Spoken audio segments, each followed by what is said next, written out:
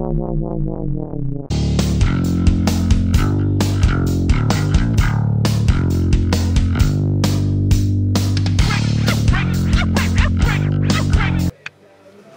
guys and girls, Super X here, and tonight I want to go over the latest and greatest technique that I've been informed about for prepping cogendo.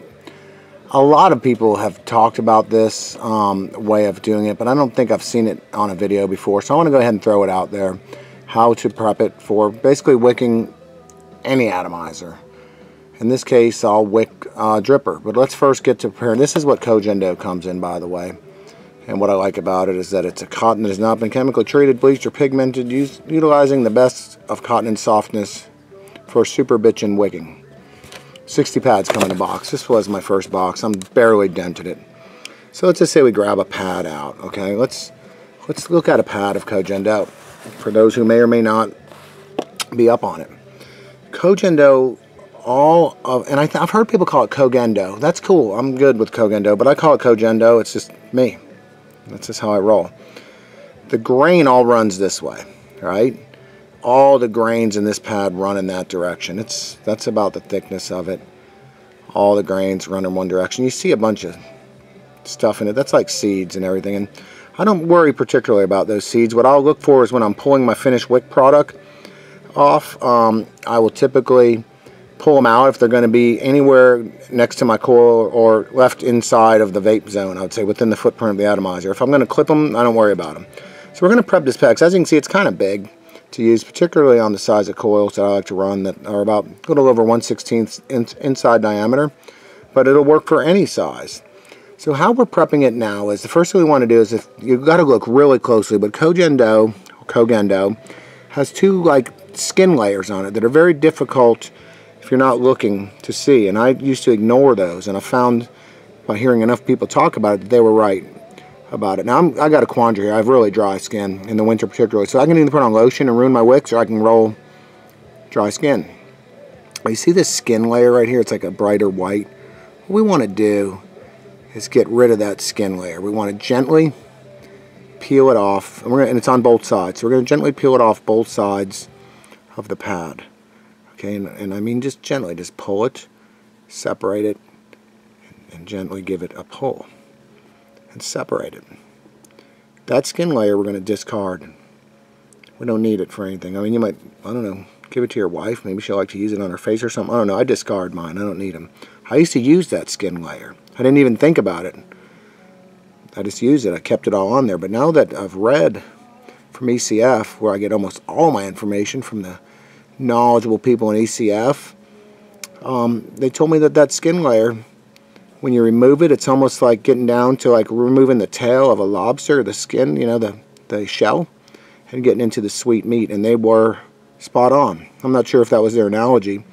That's the analogy I'm going to, is that we're getting the shell off the lobster tail, and we're getting down into the white meat. So that's gone. See that? Just taking it off there. And again, now notice how the grains are all going in one direction. So when I cut this, I don't want it to confuse people, because from here I cut it into another set of pads that I use on a daily basis, or whenever I wick, I'll use it. So what's left is this. And yes, it's fluffy, but the less you handle it, the better you're going to be. So remember, the grains run in this direction. So that means when I'm cutting my wicks, I want to cut with the grain, okay? With the grain. So now, this is where I confuse people, but it shouldn't be confusing. I want to cut these in half, because I don't ever run a wick that's this long. I just don't. I don't even run a wick that's half. But I start by cutting half. So to do this cut, you have to cut against the grain to give you two half-size pads of wicks running with the grain. So this first cut we're going to make to prep this pad properly, cutting it right about in half, is against the grain. Okay, then I have two equal or thereabouts pads. You can see they're about equal.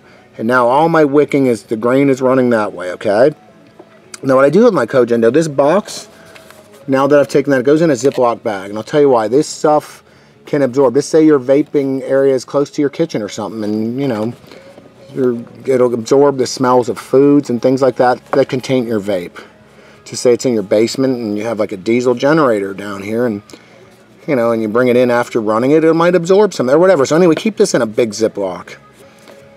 Put it away. You won't need that for a while. Now these pads, what I've started to do with them is I went to a little store called Walmart or any other store, and I got this kind of, it's called a waterproof box. It's meant to like keep your stuff in, and I don't use all the clips. All I do with these pads at this point is I'm going to put the one we're not, I'm going to put them both in here ultimately, but the one we're not going to use will go in there, and then I'm going to show you how to make the wicks with this one. So then when you're done with this box, see how it's sealed?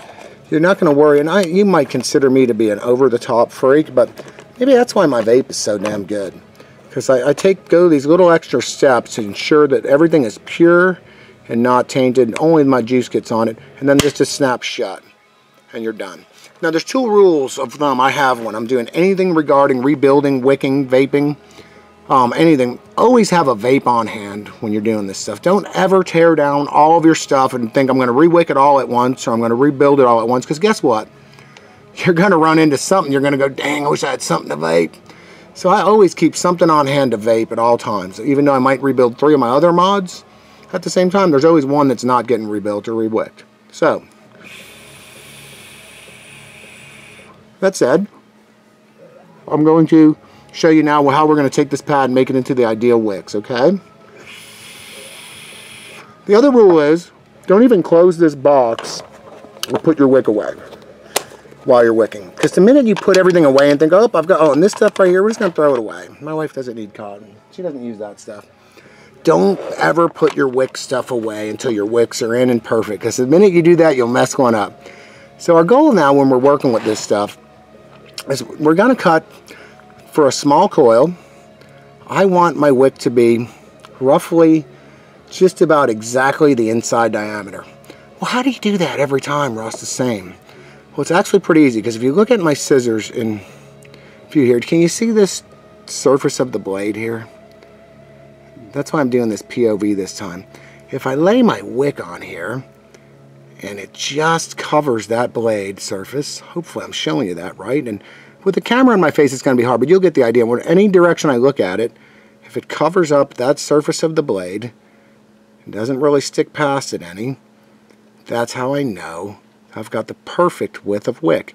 Again, with the camera, this is probably not going to be exact. But without the camera, you'll see what I'm talking about. So tonight I'm going to be wicking up 3 dual coil atomizers. So there's wick strip 1. Notice I'm cutting with the grain. Here's wick strip 2. I like to cut all my wick at one time, put away the KGD, but not put it away like back in the drawer. Just put it back in the box and hope I don't need it again. Because guarantee you, the minute you think, oh, got all my wicks, ready to rock, is the minute you'll screw one up somehow and you'll have to reach out and pull out that thing again. It's just Murphy's Law. Keep your stuff up. Can you see how I'm doing that with the edge of that scissor blade? I mean, you couldn't get it more perfect. Another rule of thumb I have is dedicated scissors that only touch cogendo. They don't touch anything else. I don't cut any packages open that I'm excited about getting in the mail. There isn't many packages I get in the mail that excite me. So I pretty much got all the cool stuff. But that's it. See this, now your pad is here. All the grains are running this way. I cut my wicks. So we'll put this here. But yeah, get you a dedicated pair of scissors. These Westcotts, I don't know where I got them. Maybe like titaniums, I don't know, whatever, Michaels or something. They work killer because they actually cut the tip of the wick really good. You'll see it coming up. So there's my 6 strips that I'm going to be wicking these atomizers with. They're all basically identical, and if you find you need a slightly fatter wick, doubt you'll need one thinner. If you're trying to wick a coil thinner than this diameter, I don't know why you'd try, because you're wasting your time. You're not going to get a great vape off a smaller diameter coil than 1/16. So there's the strips of wick, all chopped out there, ready to go into an atomizer. And that's it. So once you're done and you know you're done with your wick, you close this thing up, seal it. I'll put all that stuff away, but that's how I run my cogendo now. And now I've got just the finest white meat, ready to tasty meat, ready to just start soaking up e-juice. And then we'll go into the next stage in this video will be how to wick it and know you've got the right amount of wick. That's the one problem that most people don't seem to grab. How do I know I've got the right amount of wick? Well, that'll be next. Stand by. Let's get the moistened towel. We moisten it up, so we moisten the tips of our fingers. Clean hands are key in this. If you're a hand lotion type, which I am, don't put it on when you're wicking. Wash your hands before you wick, unless you like the taste of vino or whatever stuff you put on your hands.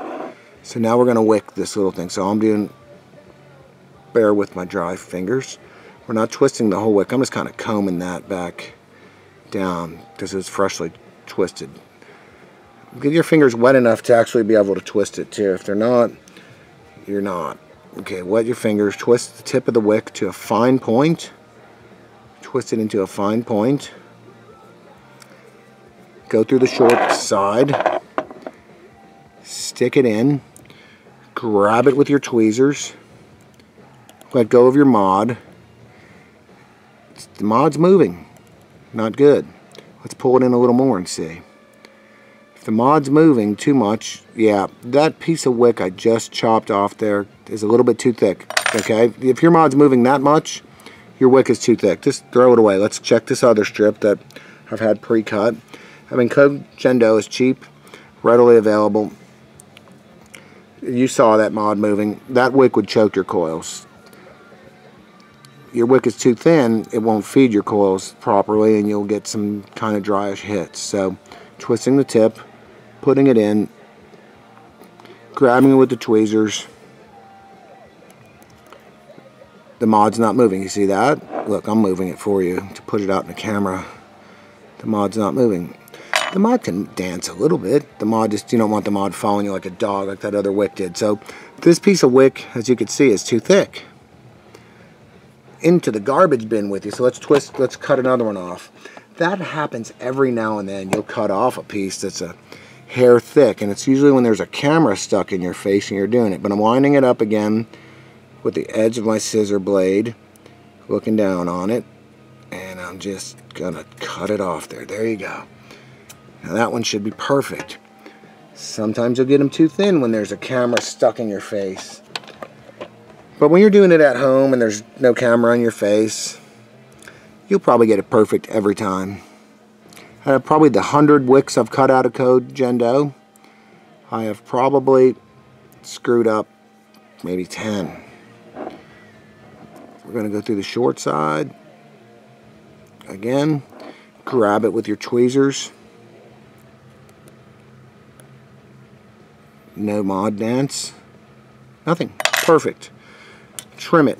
How are we going to trim this one? Never used this atomizer before. We're going to trim it so it's about even with the edge of the bowl. This side, the same thing. We're going to have a short side and a long side because we have the coils are eccentric. Short side, and that they're not in the center. Longer side. Yes, the shakes are coming to me. Coffee is working. No, I'm shaking anyway. I'm just a shaky dude. Sketchy. Now that we've squonked enough juice on deck to where most likely it'll pick up the wick and allow us to position it where we want it. Okay, let me tighten up a little bit here. Okay, and other tools often help at times like this. This little screwdriver comes in like a charm. And that's that. And then we're going to squonk and really position these things perfectly. But you see how little wick I'm using? Why? Why? Because I want fresh juice on demand. I don't want a big old wick just stuck full of old nappy juice. I don't want to mess with airflow. I don't want wick getting sucked in the drain hole. I want wick getting sucked anywhere. I want wick to lay down, grab juice, do its job. Now we've got the wick in there. We're going to give it another little squonkage here. You know what we didn't do? We can do it while we're letting this wick dry. We didn't meter this build. Let's meter it. We're going to think that it's probably going to come in. Remember, I got 2 ohms of resistance in my leads. We're going to check that. You never take that for granted, even with a good multimeter. Never take it for granted.